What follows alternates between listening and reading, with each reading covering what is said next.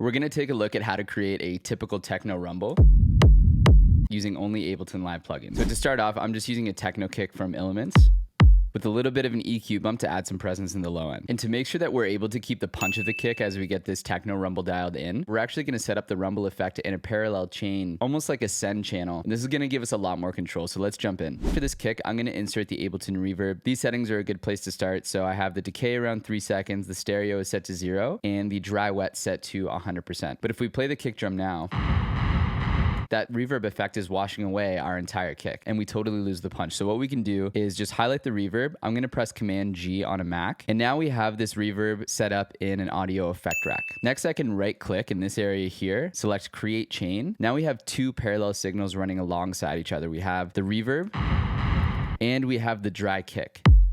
And now since we have these 2 parallel chains set up, we can process them individually and control things like the volume or individual processing really easily. Just rename this reverb channel to wet or rumble. I'm going to name just the kick channel, and that way we can distinguish between the two. First thing I'm going to do is just turn down the rumble.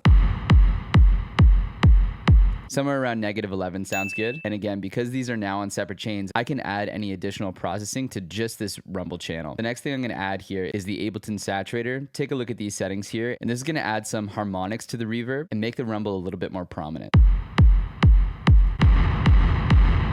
After the saturator, I've added an EQ here to take out any of the frequencies that we don't need, so mainly the high end. Right, and now it's starting to sound like that typical techno rumble. The last thing you'll want to add is some type of side chaining, and in this case, we've just used the Ableton Auto Pan. This is going to give us that pumping effect and prevent the rumble from clashing with our kick. And here's a quick bonus tip. If you replace the reverb with a delay, you can create more of a rolling bassline effect. So we've added a little bit more processing after the fact to bring out the qualities in the kick and the rumble that we really want, and now we have this. And in the context of the track, it sounds like this.